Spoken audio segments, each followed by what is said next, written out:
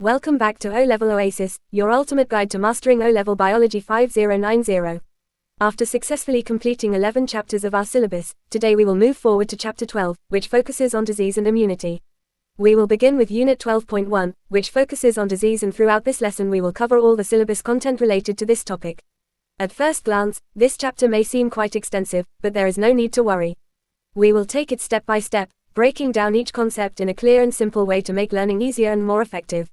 So, let us begin. In the first specification number 1 says, describe a pathogen as a disease-causing organism. So let's begin by understanding what pathogens are. Pathogens are commonly referred to as germs, and they include different types of microorganisms such as bacteria, viruses, fungi, and parasites.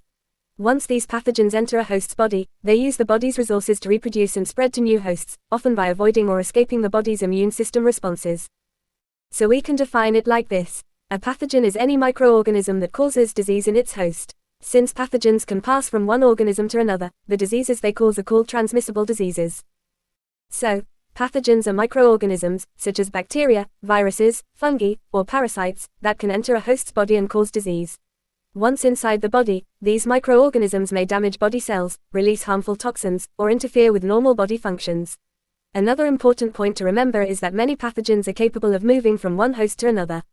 They spread through different routes such as air, water, direct contact, or insect vectors. Because these pathogens can be transmitted from one individual to another, the diseases they cause are known as transmissible diseases.